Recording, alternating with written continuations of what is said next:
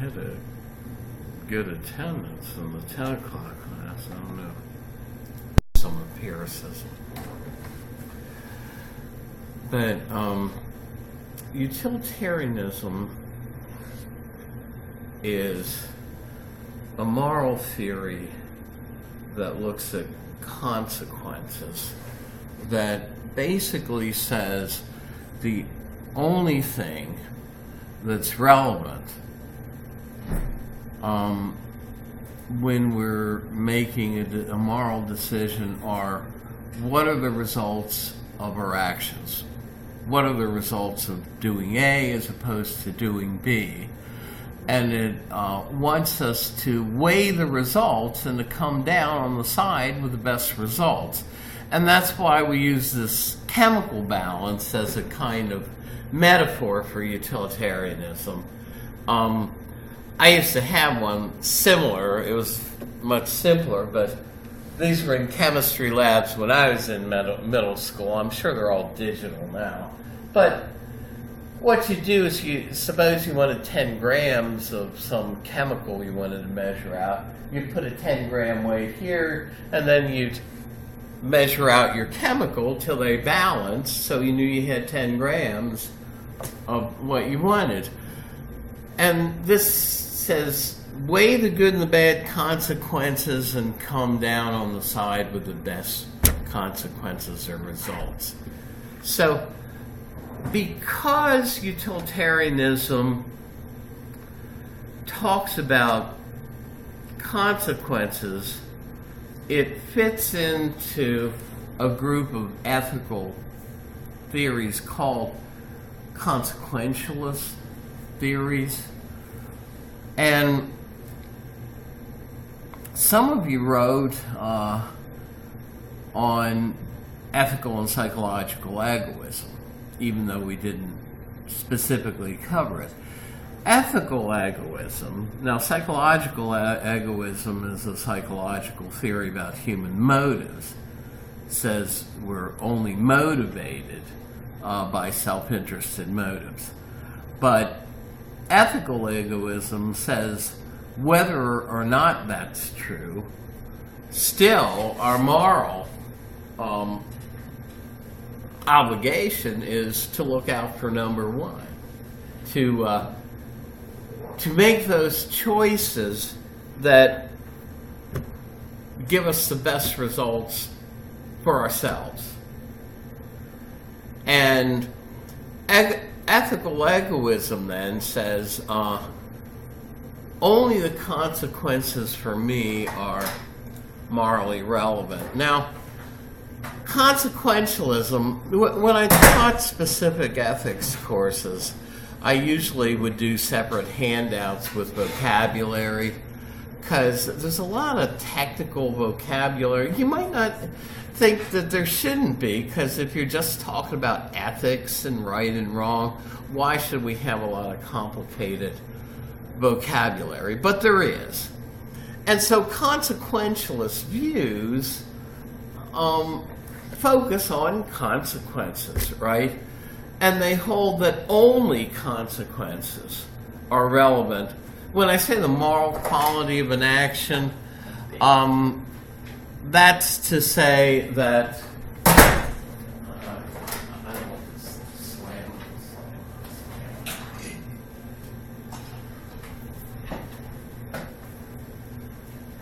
when we say the moral quality of an action, we mean whether it's morally right or morally wrong.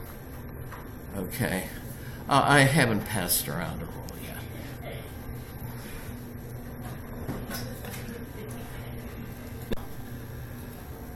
So, obviously what I have labeled C1 through C5 are the consequences of what we do.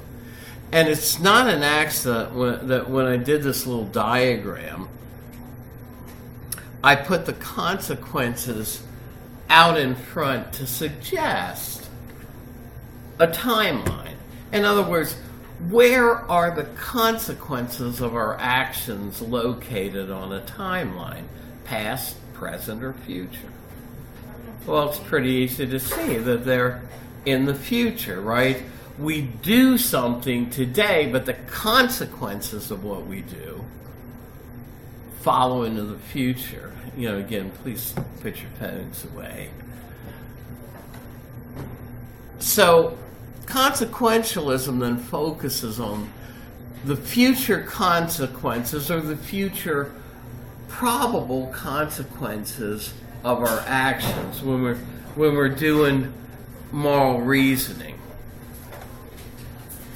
Now, ethical egoism and utilitarianism differ as moral theories in how they answer the question consequences for whom. And I mean, this is basically how ethical egoism answers the question. Say the person in brown here is like the person doing the action, the person making the moral decision.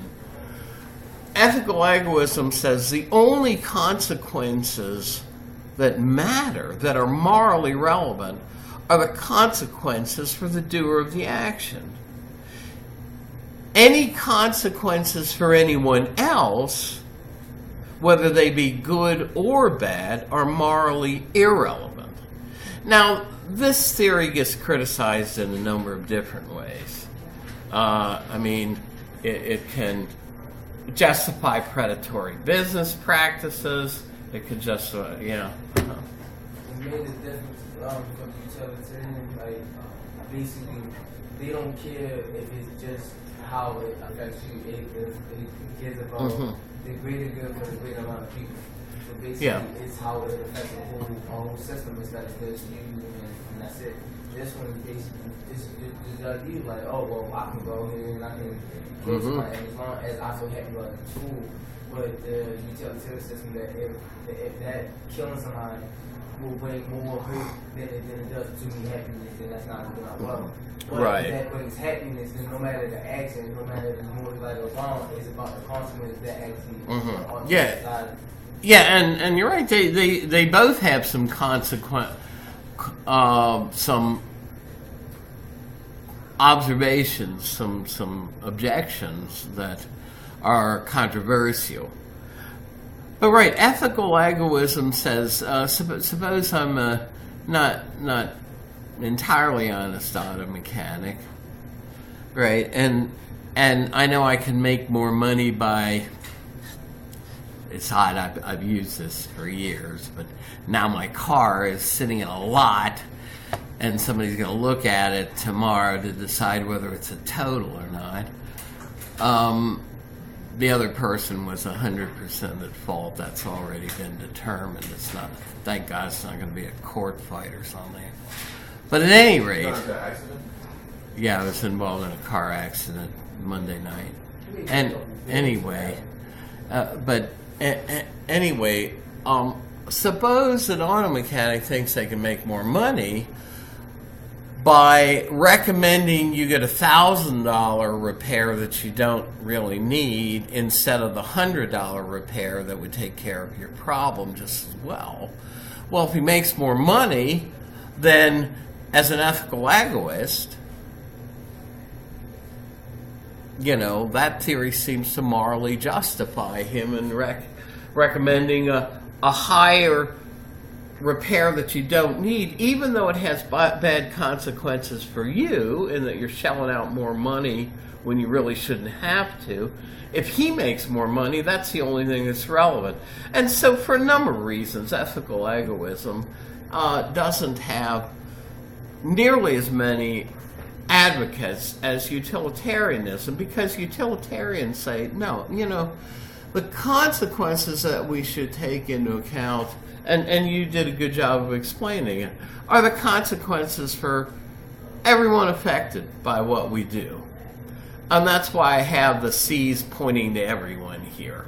So utilitarianism says the consequences for all those affected by our action, and if it's a big policy decision, like whether or not to build a huge hydroelectric dam like the Bakun Dam that you saw in the video.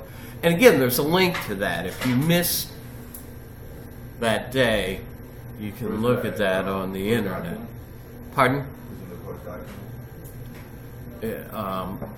There's a link to it on the internet, to its place on the internet. It's in an announcement that I put out. So now, one of the attractions of utilitarianism as a philosophical view has been its apparent simplicity. We saw that this is not unique to utilitarianism. We saw, for instance, that Descartes wanted to build the whole of philosophy and the sciences on one basic principle: I think, therefore I am, right? We saw that Berkeley's system could be summarized in the basic principle esse percipi, to be is to be perceived. And likewise, Bentham, the founder of this view, in the late 1700s, early 1800s, said we can, the foundation for the whole moral theory is in one little principle he called it the greatest happiness principle, but these are more general summaries of it. And it's usually called the principle of utility.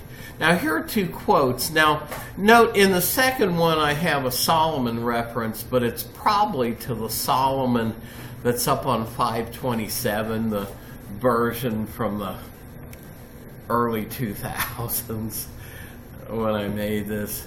So it's the right pages are in your syllabus for utilitarianism for the 11th edition.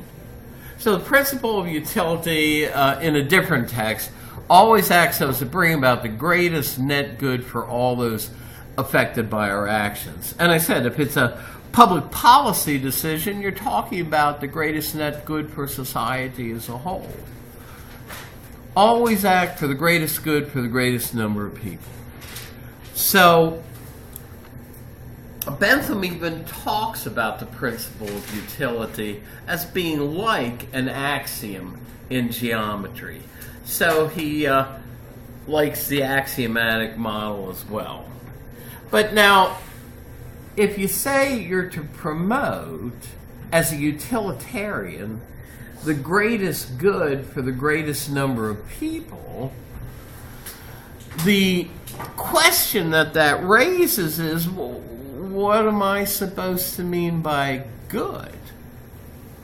Now, we saw in the history of philosophy, moral goodness has been portrayed in a number of different ways, right? Religious believers, even going back to the time of Plato, might portray moral goodness in the person of God or in the will of God. We saw that Plato thought that there was the form of the good or goodness itself in this ethereal, otherworldly realm that only our reason could put us in touch with. We saw Aristotle was more down to earth, and he talked about moral goodness as eudaimonia, as happiness, which is more than just pleasure or happy feelings, but for him it's kind of like a total feeling of well-being and leading a balanced, excellent life. So Aristotle's a bit more complicated, but the utilitarians thought, no, we want to go back to the old Greek hedonists, who basically looked at pleasure and happiness as kind of the same thing, and focused more on feelings. Because, as I said, one thing they're trying to do is respond to moral skepticism that says we cannot empirically discern whether something is morally right or wrong, good or bad, because, as Hume said, you look at an action like murder as closely as you can. You can't find in it that quality of moral wrongness that make us want to say it's morally wrong, like murder is wrong, morally wrong and vicious. But they thought if we could get morality down to earth, down where people live, and talk about feelings of pleasantness and unpleasantness, happiness and unhappiness for all concerned, then we could once more show how we could make morality a matter of rational debate and discussion. Yeah. So in the utilitarian system, adultery is considered to be morally wrong because of the bad that it comes up with your wife and your children and the divorce that follows. But by after completing, whenever you consider the good sin as you don't care about yourself, you care about everybody else, and your benefits will be, well, you get a wife at home, cook some food, and you also get somebody that does what you want on the side, and you're just all around happy. So would that be considered a moral right by that standards? Okay, I think you kind of lost me in some of what you're talking about in hedonism. First of all, utilitarians have kind of disagreed on about adultery. I mean, a famous utilitarian, act utilitarian named Richard Taylor had a controversial article where he justified having love affairs if on balance they produced more pleasure than unhappiness and pain. And you say, well, wait a second, my spouse found out I was running around on them, having an adulterous relationship, that would produce a lot of pain and suffering in them. And Richard Taylor says, you're exactly right. That's why on what are called act utilitarian grounds, I can justify your lying about the affair. So he not only justifies adultery, but he justifies lying about it on utilitarian grounds. Now, see, these are wrinkles we don't get into at the Philosophy 101 level that I do go into in a specific ethics course. There's a distinction between act and rule utilitarianism, and the most controversial things associated with utilitarianism have been with act utilitarianism. That is, that we apply the principle of utility to individual acts. Rule utilitarianism has us apply it to general moral rules, and rule utilitarians are not as controversial. Like, they might not justify adultery because they might argue that a society on balance is better off if it has prohibitions against adultery. So what about the consent? They believe that sex would be between two people that are perfectly married, that are adults that consent. So under the grounds of the absolute egotism, I mean that they have sex when they're not married, and it's with somebody that's 4 or 5 years younger than them. Yeah. Well, okay, I don't want to get too far afield, but you're on track of some controversial things about utilitarianism, and that is that if people have some inherent rights, like say right to privacy in their decisions, and if their own consent to a particular action is important because their own decisions are important, sometimes utilitarianism can overweigh the importance of one's own consent or decisions. And here's an example. We're getting too far afield because we haven't even gotten into the theory yet, but suppose this was an actual case. It was in an ethics text I used to use by James Rachel. It's called The Elements of Moral Philosophy. And he relates a situation where a woman was a rape victim, okay? And they convinced her that for evidential reasons in this little sheriff's office, she needs to consent to having some nude or partially nude photos taken to show some other effects of the assault, okay? Which she did. But those nude photos were circulated around to other deputies. Now, and obviously without her consent. Now, if we're balancing out happiness and unhappiness, do we want to say that basically her consent is irrelevant? What matters is the total balance of happiness versus unhappiness. And even if she was made unhappy by finding out that those photos were circulated, if they caused more, say, sexual pleasure in the minds of the people who view those semi-nude photos, then the pain that was caused in her by knowing that they were circulated without her consent, then on utilitarian grounds you can maybe justify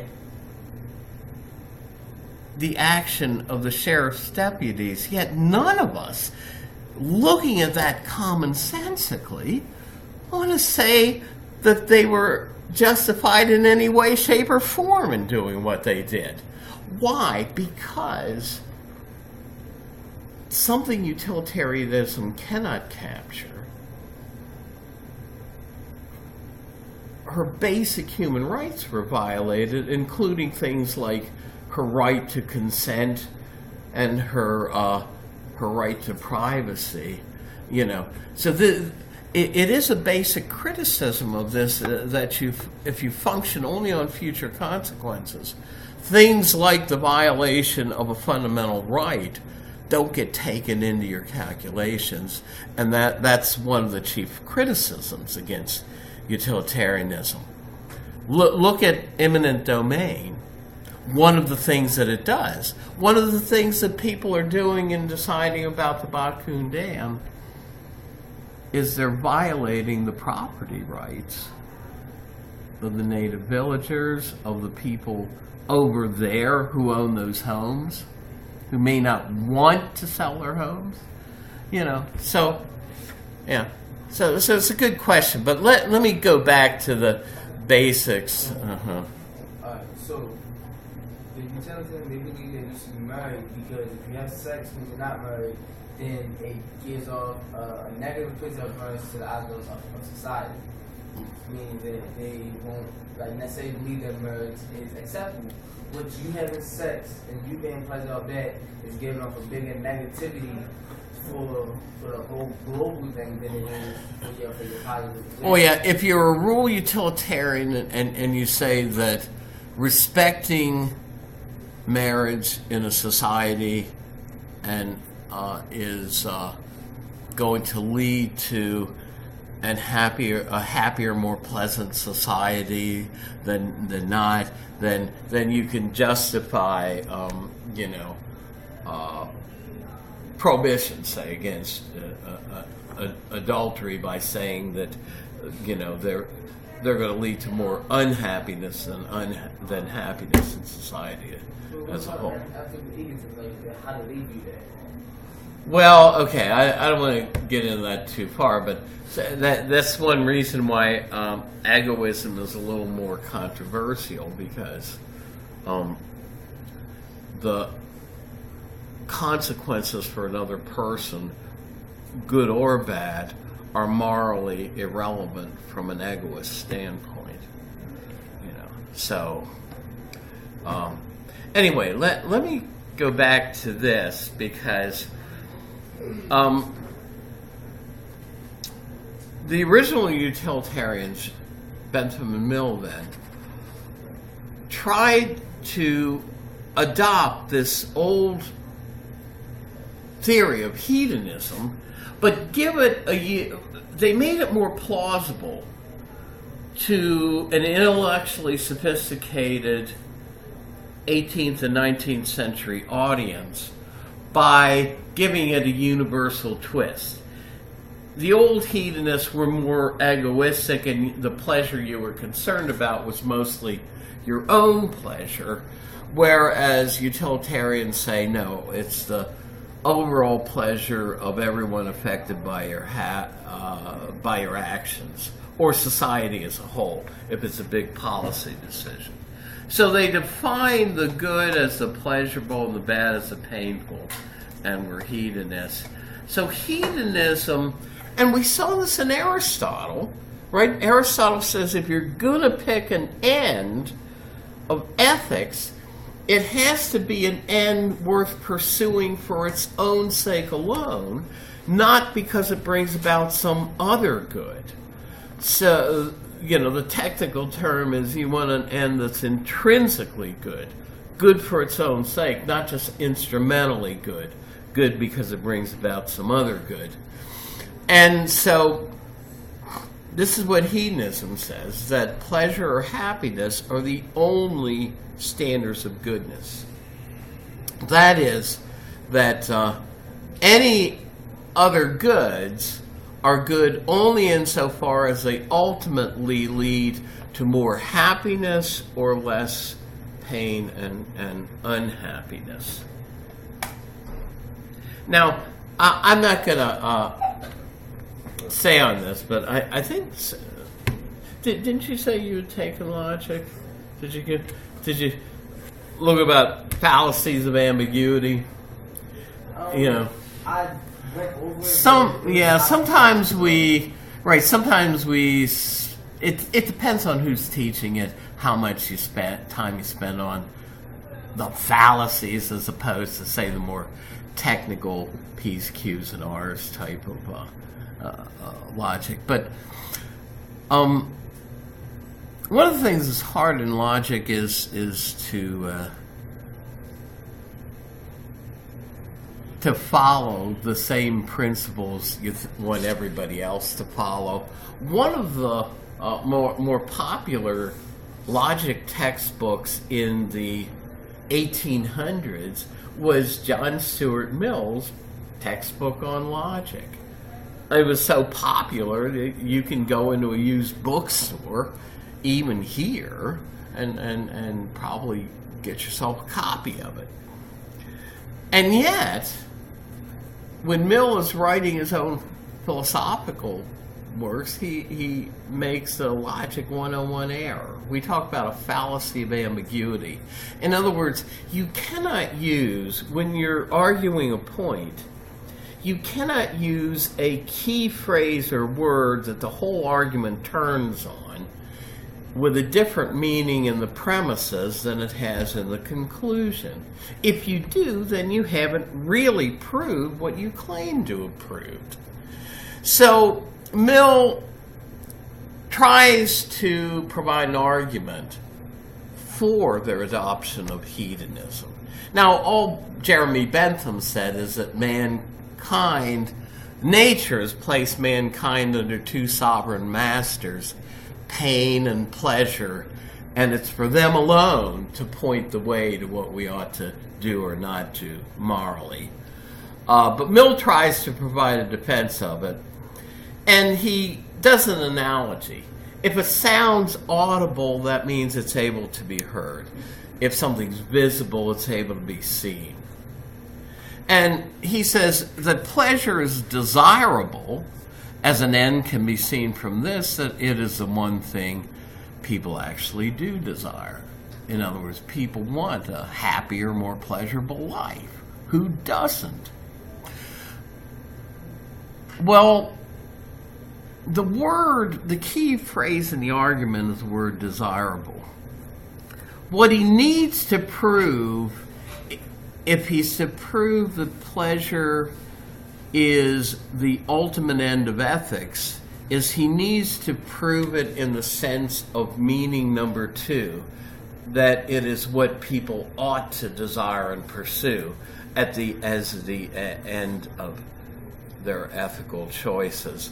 But his premises use desirable only in the sense of meaning one, that pleasure is able to be desired by people, is desired by people.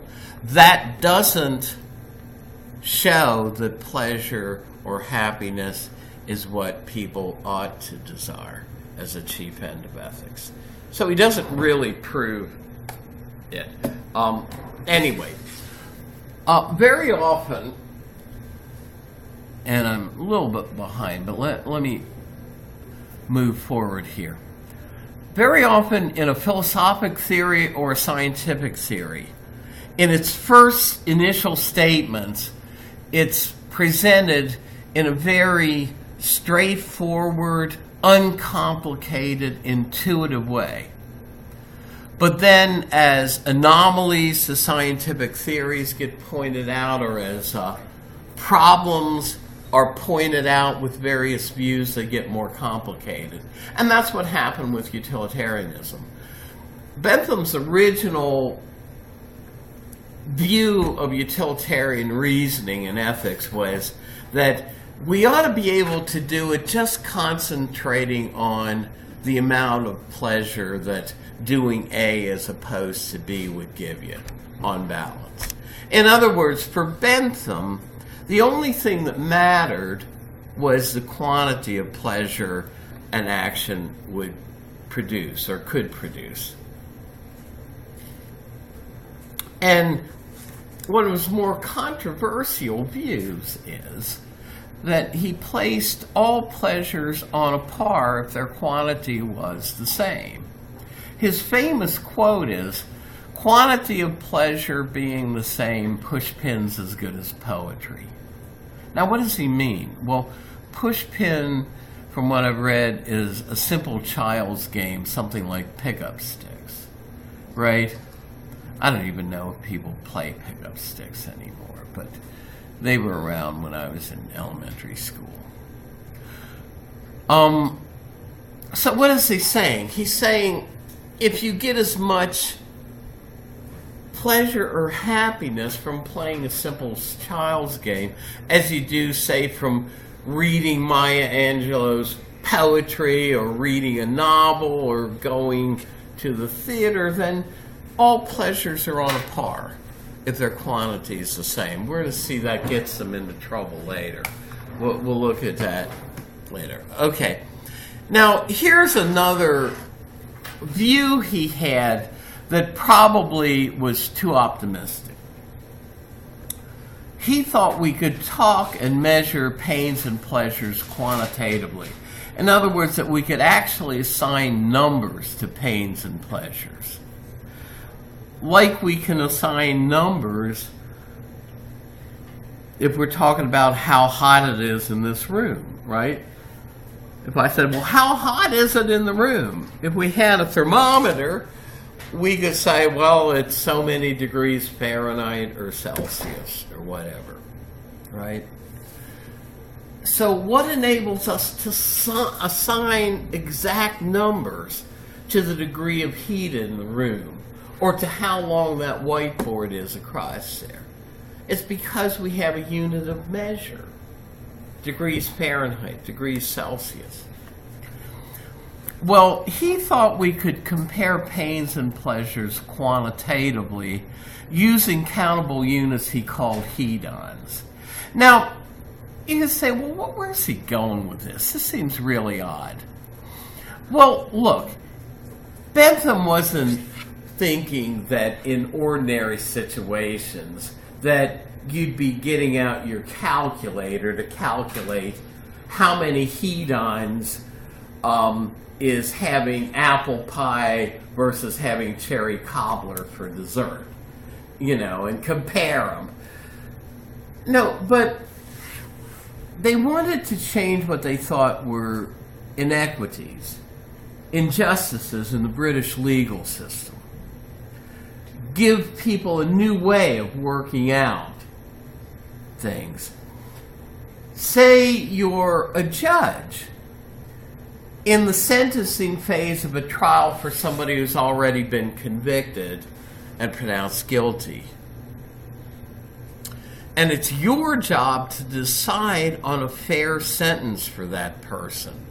One that's not so lenient that it doesn't deter anyone from committing a similar crime, that it doesn't have much of a chance of rehabilitating you or protecting society from you.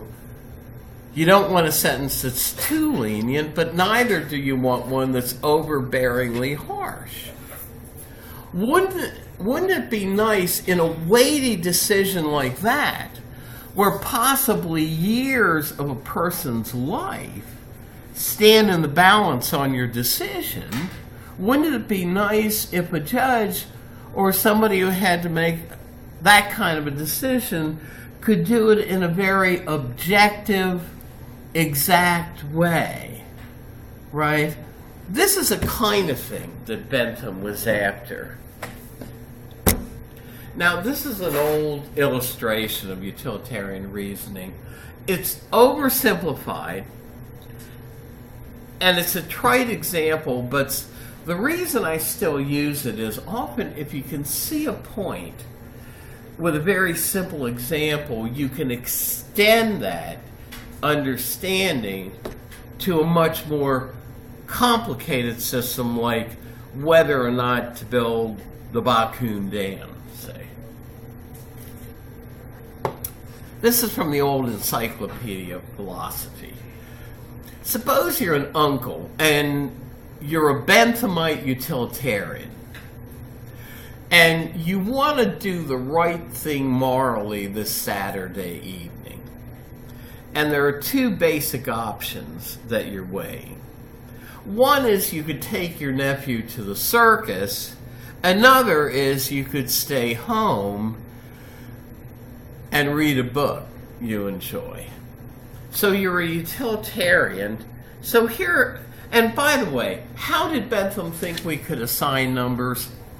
Well, he thought we would take into account things like the intensity of a pleasure or pain, right? You want your pleasures more intense and your pains less intense. Their duration in time, right? We've got a multi-billion-dollar pain-relieving industry because if you can take a Tylenol and get rid of your headache in 20 minutes, whereas if you don't take it, it might last 3 hours, you're going to take the Tylenol. Also things like the certainty and uncertainty of a pain or pleasure. If you have a dollar change from filling up your car with the gas from the service station and it's burning a hole in your pocket, if you buy a bag of chips or a candy bar with that dollar, you have 100% chance of enjoying that. But if you won a lottery, even if you hit on a 3-digit number, that would probably produce more pleasure and happiness for you than just eating a candy bar or a bag of chips. But the certainty of doing that is a lot less. And Bentham had 7 marks, which I usually don't go into. But suppose you take some of those things into account, and he thought you could assign numbers. So, what can be said for taking your nephew to the circus? Well, first of all, if you're an uncle and you've seen circuses before, you're not that crazy about them anymore, even though you enjoyed them as a kid. Say for you, circuses are boring. Well, boring, I mean, boredom is a kind of unpleasantness, right? So this hints at something. When he's talking about pains and pleasures, he's not talking just about the kind of sharp pain you'd have if your back is hurting you or you have a headache. But he's talking more about, in a broader sense, about pleasantness versus unpleasantness. So boredom is a kind of unpleasant sensation you don't want to have. So the uncle, if he takes the nephew to the circus, is going to be bored for 3 hours. So let's call that -5 hedons. On the other hand, if he sees the little kid enjoying himself, he'll have, say, +2 hedons of sympathetic pleasure. In other words, a lot of you have probably gotten pleasure in seeing a younger kid or a sibling open a birthday gift, or if you celebrate Christmas, a Christmas gift, and you are made happy just by seeing them, the amount of pleasure they get when they open the gift. That's called sympathetic pleasure. But then there's the actual pleasure of the nephew in enjoying the circus. Let's suppose he really enjoys the circus, so he has 10 hedons worth of pleasure. So here, when we say calculus, we're just talking about a system where calculations are made. We're not talking about the calculus by Newton and Laplace, where if you're taking that course, you walk around with a 3.5-inch thick textbook. So we're just adding and subtracting positive and negative numbers, right? You got +12 -5 +5 hedons worth of pleasure if you take your nephew to the circus. So the uncle says, well, on the other hand, I could stay at home. Now, the pleasures of adults are usually not as intense as the pleasures of children. So let's suppose you get pleasure out of reading the book, staying home Saturday, but not as much as a kid would get at the circus. Let's call it 6 hedons worth. But then, while you're there reading your book, you have some sympathetic pain knowing that you have disappointed your nephew by not taking him to the circus. So that's -2 hedons. Then there's the nephew's actual disappointment. Let's call it -8. So basically, on the right side, you get -4 hedons. So what on utilitarian grounds is the right thing to do? Well, it's this, right? Clearly, there's, on balance, more pleasure on this side than on this side for all concerned. Now, if you look at the totals for just him, if he were an egoist, it would be to stay at home and read a book. But he's a utilitarian. He wants the most pleasure for all concerned, which means him and his nephew. And that turns out to be the one on the left-hand side. Now, for utilitarian reasoning, it's not always a plus versus a minus. It could be a plus versus a bigger plus if you're considering two options. So you'd go with the bigger plus.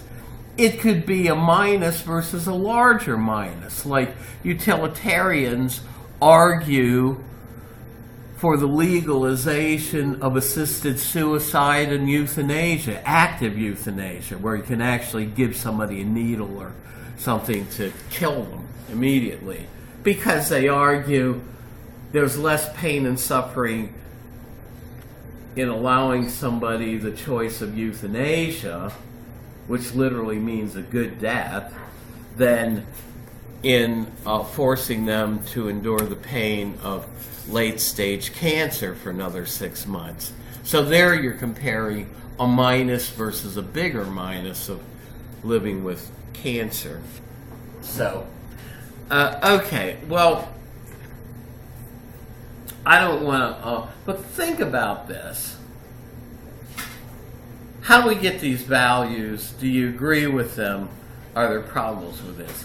I made this visible to you, so it is there, and we'll pick